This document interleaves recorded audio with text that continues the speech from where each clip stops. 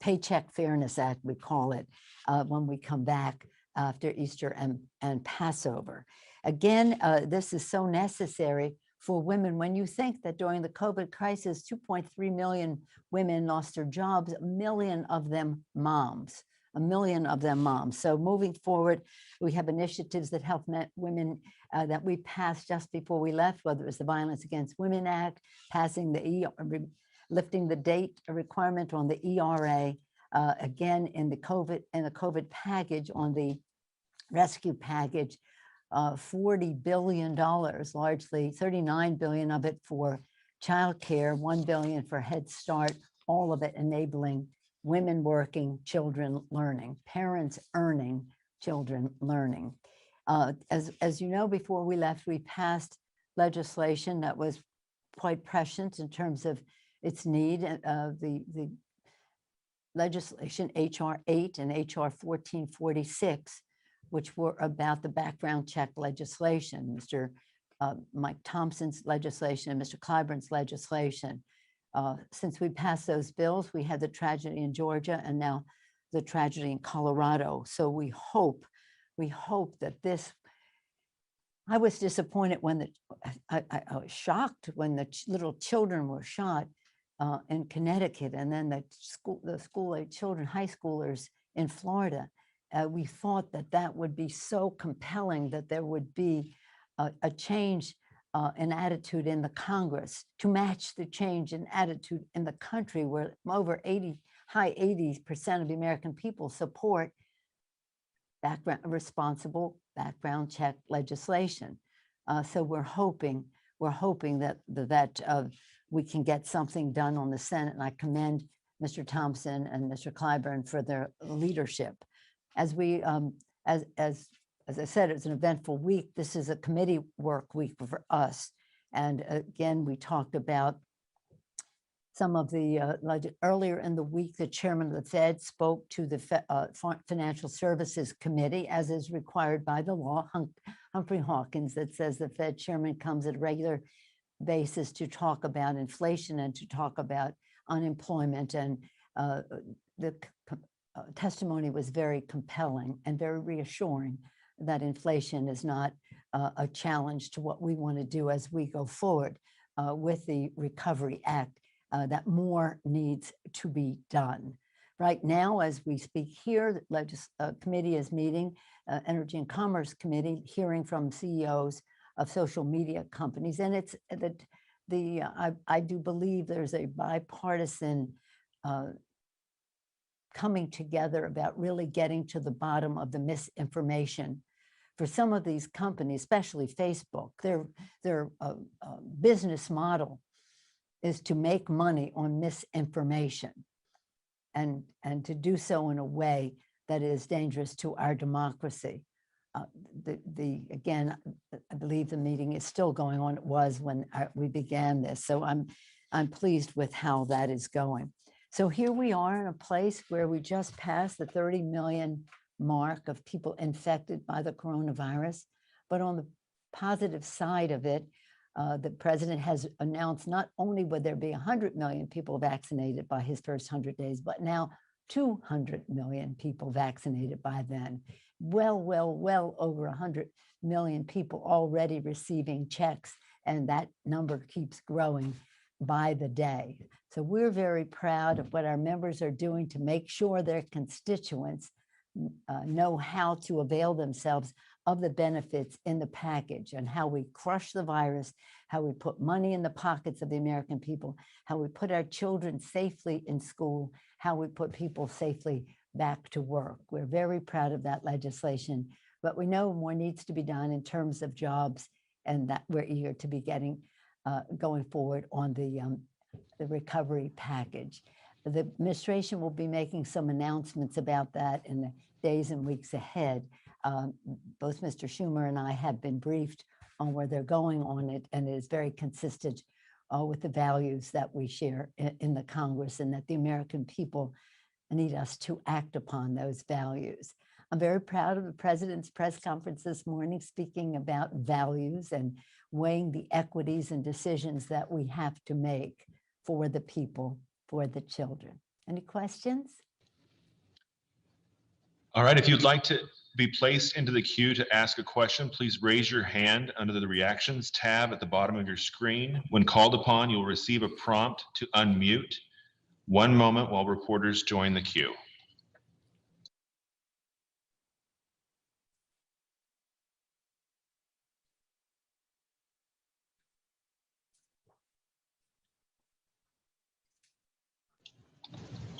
Our first question will be from Trish Turner with ABC News. Hi, Trish.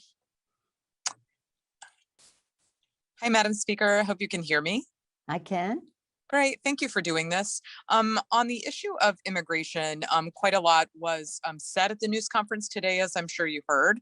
And I just wonder, in your mind, there are so many of your members who are concerned about the situation, whether you call it a crisis or not. It's escalating and getting worse. And I just wonder, do you have a timeline in your head by which you need to see notable improvement at the border? It seemed like the president is also frustrated with the situation there and was, indicating that potentially even jobs might be on the line if he doesn't see a lot of improvement. And then just also, do you plan to travel there? Well, let me just say in terms of timeline and definition of what the challenge is. This is the time of the year when there are more people coming, traditionally. But it's important to note that what we have seen is more people now because COVID prevented some people from coming in a previous season comparable to this. So we have some doubling down on the number of people who are coming. On this subject, we have to deconstruct the harm that was done in the last 4 years to construct what we need to do to go forward. Before COVID, a few months, about half a year before COVID, I did take a delegation to the Northern Triangle, speaking of travel, to see what the causes of migration were. And of course, it's corruption, it's violence. It's also what was new to me as one who is a follower of the climate issue, that climate played a role as well. The drought, the rest impacting agriculture in those countries contributed to people leaving and coming to our country. Again, for economic reasons, that's not necessarily an opportunity to come into our country, but a motivation for people to try. So I am so pleased that the president has tasked the vice president to look to the causes of migration and how we can contain it. And that means we have to pay a great deal of attention, as President Biden did when he was vice president, to this hemisphere, the relationships in the hemisphere. Now, when we went there in 2019, the then president had withdrawn the money that was allocated for the Northern Triangle being El Salvador, Guatemala, and Honduras, which were the source of many migrants coming to the United States.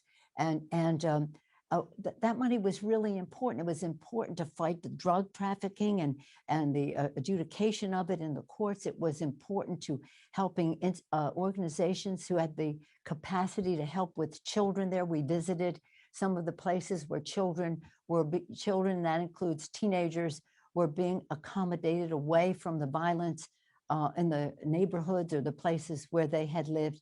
And then we had to withdraw our money, and the administration then used it for other foreign policy initiatives, but took it out of there. That was a mistake, and we have to restore that. Again, with a bigger look at our own hemisphere and vis-a-vis our relationship with Mexico, which is a central point for this. They withdrew the money to punish those countries because they weren't doing exactly what the administration wanted them to do in terms of, well, it's a long story, but nonetheless, as I say, deconstruct so that we can construct better, and that the resources that will go there will be to address the corruption, to address the the violence, because many of the stories that you hear about families facing violence from gangs in their countries are it's stunning. And why else would a family or a mom and a child cross a desert to come to the United States? Now, in addition to that, because this is an issue of that many of us have followed for a long time, and being a California border state, of interest in our state as well, in terms of how we can accommodate people coming in. In addition to that, this is an array. Some people are coming for economic reasons. That's not, they will be turned away by and large and go back. Some people have a well-founded fear of persecution in their country. And that is a responsibility that we have to hear out, When we had testimony taken on this subject during the whatever it is administration, the evangelicals testified that the United States refugee resettlement program is the crown jewel of American humanitarianism. How many times have you heard me say that to you? But understand that is part of some of the people coming here too. And so again, the children, that's heartbreaking when children are being taken out of the arms of their mothers. You can just imagine me, my whole thing in Congress is about the children, to see that under the Trump administration, that is totally outside the circle of civilized behavior, in my view. So this is a change, and the president's been in office 2 months. He's tasked the vice president to talk to the root causes of the migration. He is focused on the fact that the children should not stay in the with the Border Patrol people, but should be a matter of 72 hours or more into the hands of HHS, the Office of Refugee Resettlement. And then again, if there is 70-some% of the children have a relative in the United States, 40% of them, my understanding is, have a parent in the United States. So how do we, again, in a humanitarian way, effectively do that? Again, undo, deconstruct so that you can construct. And I think the president brings all of the humanitarian and values and pragmatic solutions to it. And I think that we will see. And I call to your attention my colleague, Congresswoman Brown Escobar, who represents El Paso in the Congress, has an op-ed in the New York Times today, is to think past what you see there as to the path that we are on to go into the future. Can I give you a timeline? No, but I know that we will be making progress constantly. Any other question? Our next question will come from Tkopan, the San Francisco Chronicle. No? Hi, Speaker, and Hello. Drew, thanks for taking my question. You know, as it looks fairly likely that we're headed for a recall election in California, you know, you've been through these before. Yeah. There's a question of whether any other Democrat should run if this makes the ballot as sort of an insurance policy. Do you think that would be a good or a bad idea for Democrats in California? I think it's an unnecessary notion. I don't even think it rises to the level of an idea. I think that it's clear when we look at where this money is coming from and this initiative is coming from, by and large, it's a Trump initiative, not Trump himself, but his Trumpites. But let's just say, putting that aside, people are suffering. The COVID virus has taken a terrible toll. In our own city of San Francisco, $8 billion lost from the hospitality industry. And what that means for jobs, and many jobs in the hospitality industry are entry level, are women, people of color, young people. So we have challenges here that people feel the pain of, and so does our governor. And we have initiatives in our recovery rescue package that will help some of that.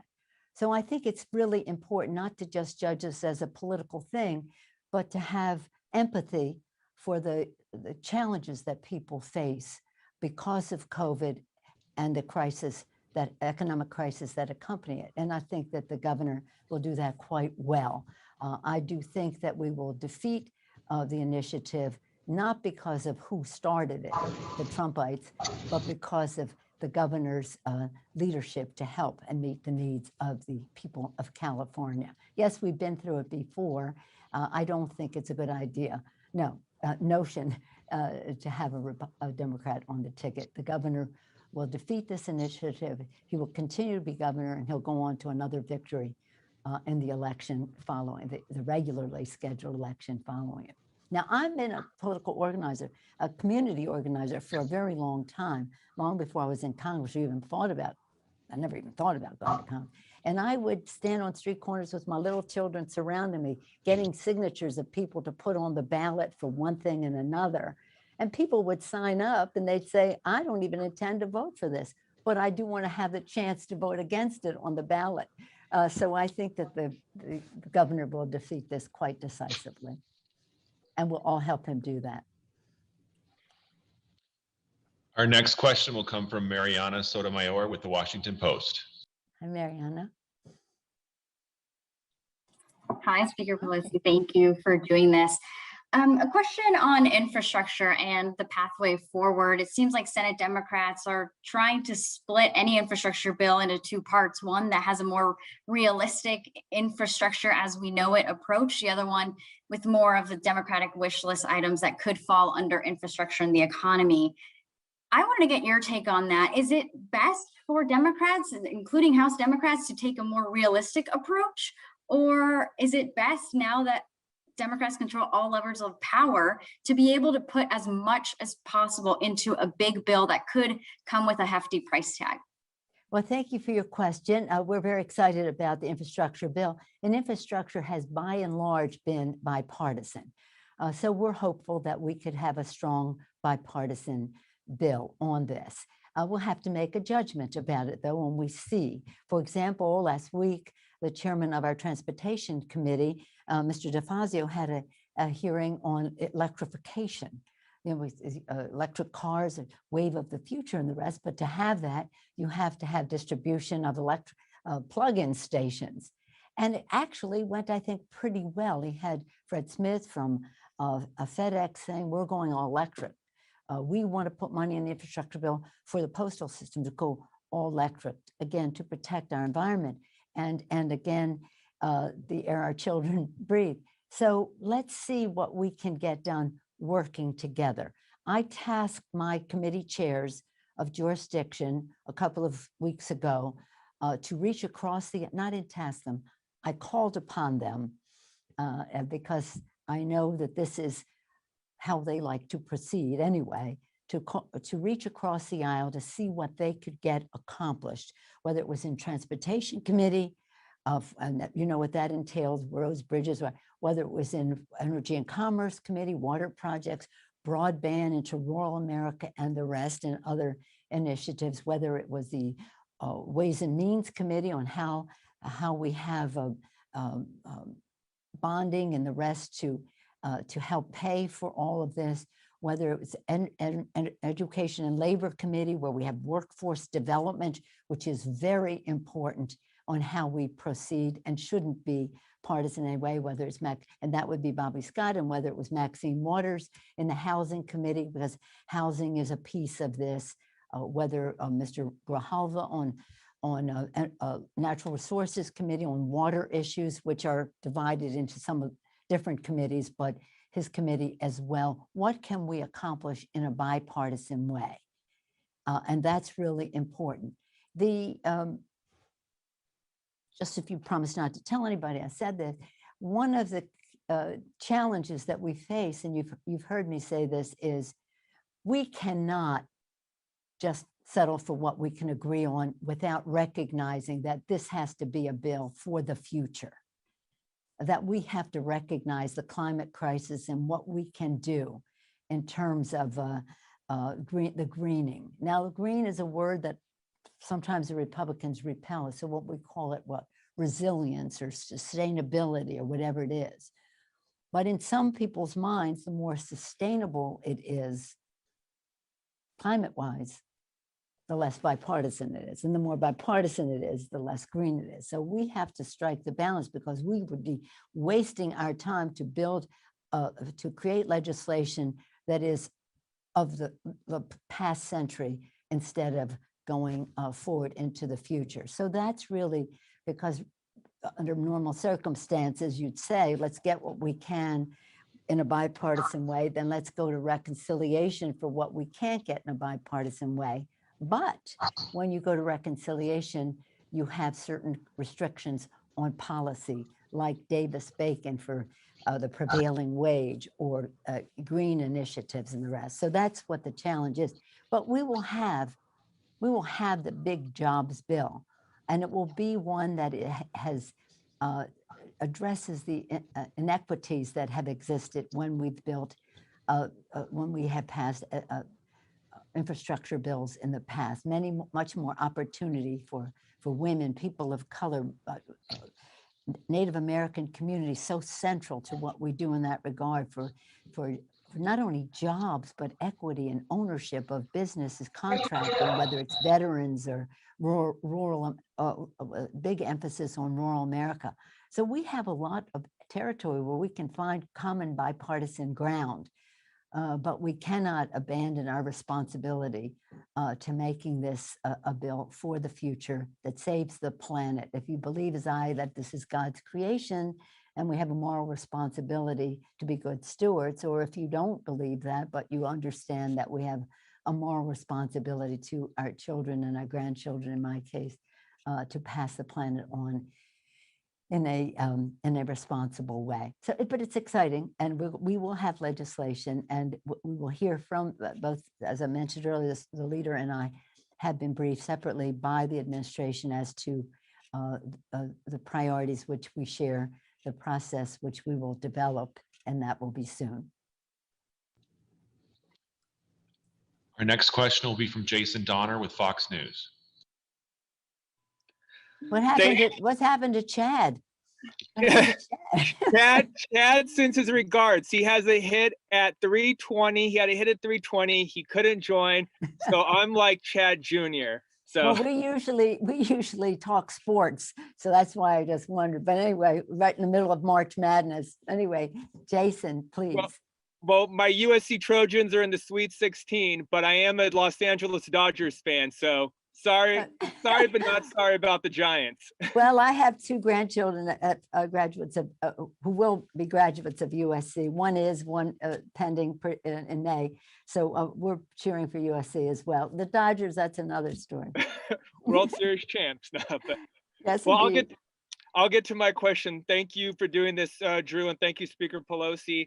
My question is, the investigation into the Iowa 2 race is causing some maybe like heartburn for Democrats, because some of these moderates in your party have come out opposed to unseating Rep. Miller-Meeks, and I wondered what your thoughts were on that, Madam Speaker. Well, I don't know that they've come out opposed to that.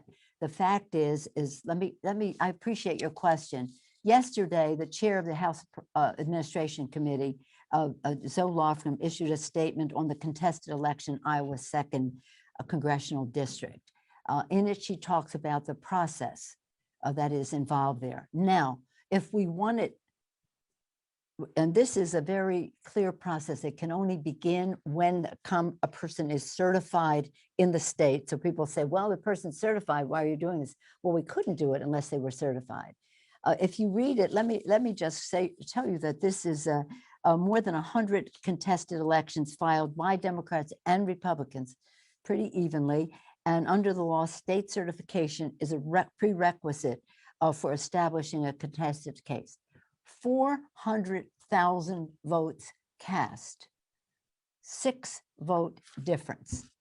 If you had lost a race by 6 votes, wouldn't you like to say there must be some way that we can count this? Now, the House of Representatives has the authority to do that under Article 1, Section 5 of the Constitution to determine that.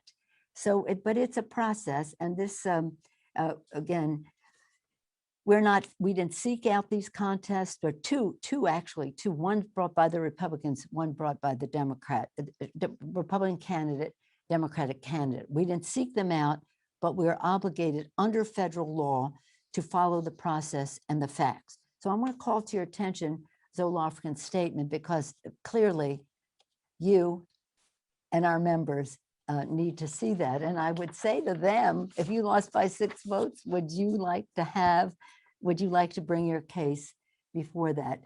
This was in the beginning of our country, when President Washington was president, was when this first started. The first standing committee was called the Committee on Elections. It was, and the first contest was brought in April of 1789. Over the past 90 years, as I said, the Congress has adjudicated in a bipartisan manner more than 100 cases, bipartisan. 2 cases are pending. One is Republican, one is Democrat. And by the way, Leader McCarthy previously served with Chairwoman Zoe Lofgren on a task force that reviewed contested elections. In that matter, the committee brought in the GAO to look at voting machines and examine votes because, as Leader McCarthy said on the House floor at the time, we wanted to make sure we were going through this, and we looked at every single one. He had also said, he served on this task force to investigate the last substantive contested election before the House, and it said at the outcome of the investigation, he said at the outcome of the investigation, the American, quote, the American people can be very proud to know that every vote in Florida's 13th district was counted. The outcome was correct. Why, and again, why would we not want that for the 2nd district of Iowa? So we are, again, when the courts have ever looked at any of this, Scalia even confirmed this is the House's right to do this. So I think it's Monday, they'll make a determination as to if these challenges meet certain criteria to go forward next Monday. And I'm very proud of the work of Zoe Lofgren. She knows election law so very, very well, and we want to be fair. Now, if I wanted to be unfair, I wouldn't have seated the Republican from Iowa, because that was my right on the opening day. I would have just said, they're not seated, and that would have been my right as Speaker to do. But we didn't want to do that. We just said, let's just go through this process. Many members were saying, don't seat the person. You know, you're naming a few who are saying, let's move on. But I'm saying then people said, why should we seat somebody to have votes for all this time when their election is being contested? And we said, no, we will seat the member and then we'll go through the normal process. But it would have been under the rules allowable for me to say, we're not seating the member from Iowa. We did not do that. So I want credit for that. Okay. All right, our final question will be from Ryan Nobles of CNN. Hi, Madam Speaker. Thank you for the time, and thank you for the question. I'm wondering if you could give us an update on the status of the 1-6 commission. It seemed as though you'd hit a roadblock in negotiations with the minority leader. Are you still committed to making this happen? And if so, what is it going to take to get it over the hump? And are you open to the idea of it being equally represented with both Republicans and Democrats?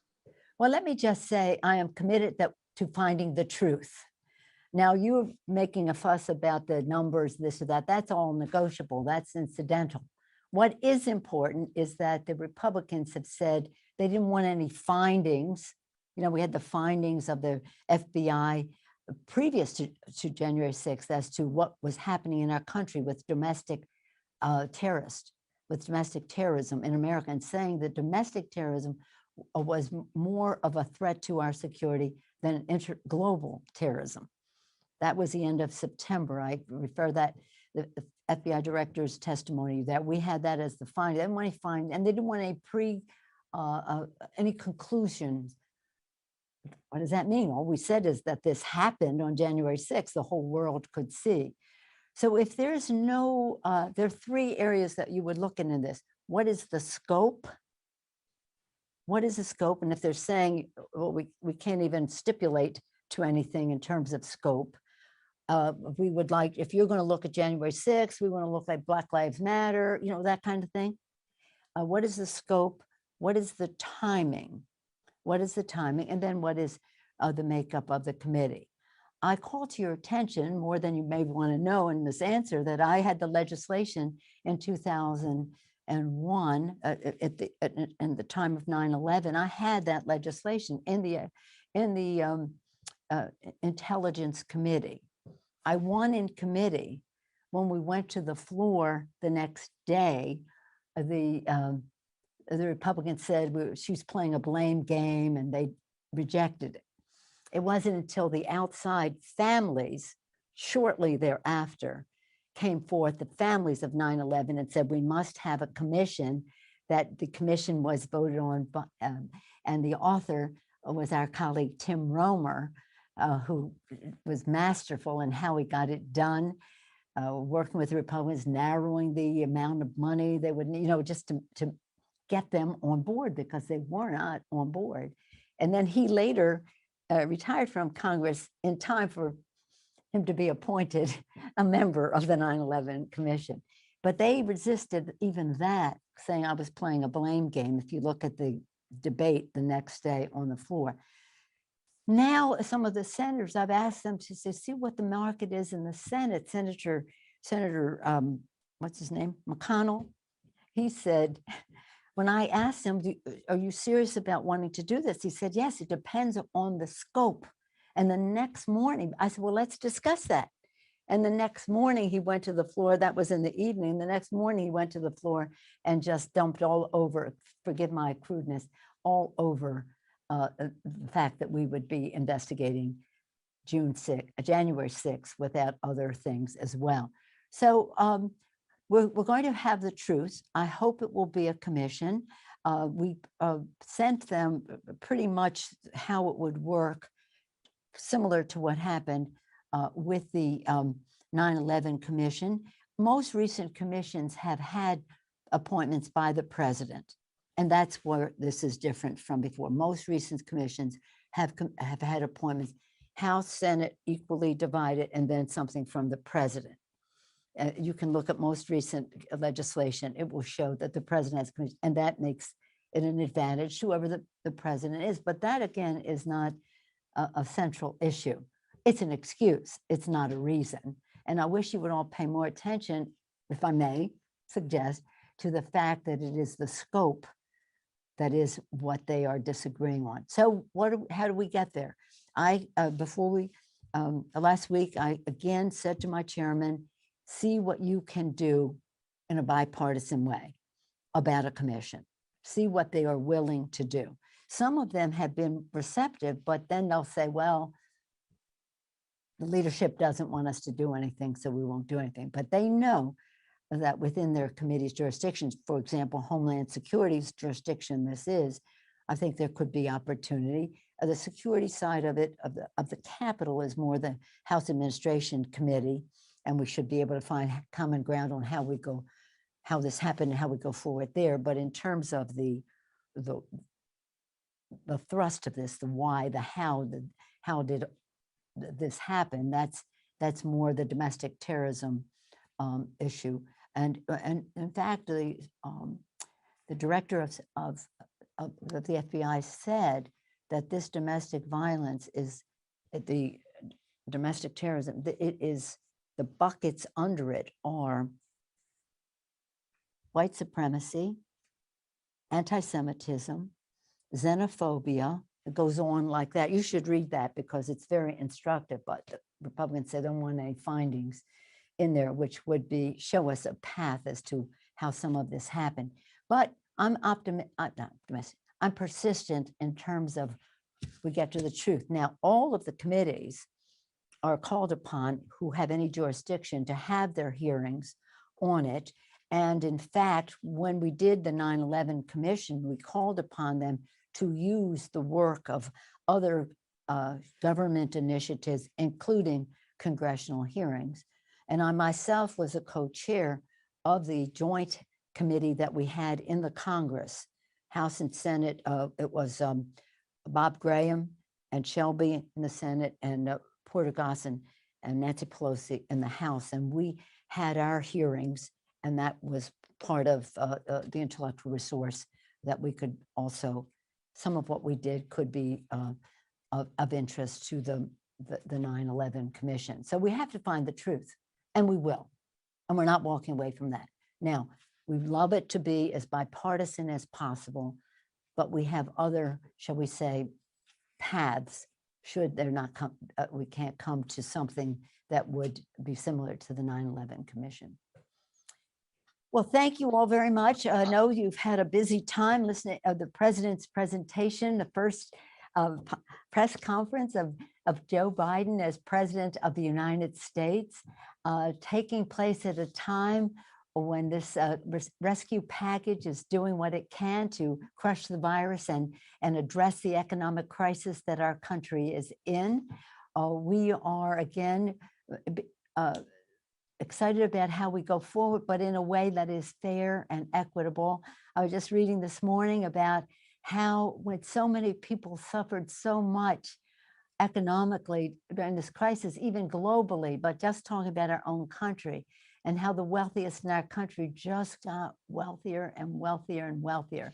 So when we look at what we do next, we want everybody to, shall we say, pay their fair share as to how we go forward, and to do so in a way that is protects the element of fairness in our country, which is a great value, American value, to do so in a way that involves everybody going forth together, not going forth at the expense of any aspect of our society, and to do so in a way that is fiscally sound. So with that, I thank you all again for your interest. I hope you're following what's happening in our committees this week as they prepare for our work as we go forward. And again, in closing, just to say how sad it is. I listened to my colleagues from Georgia and Colorado and their communication and sympathy for the families who are affected. Let's just hope that enough people in our country will weigh in with their legislators here in Washington so that we can pass the gun violence prevention legislation to keep our children safe. Thank you all very much. Bye-bye.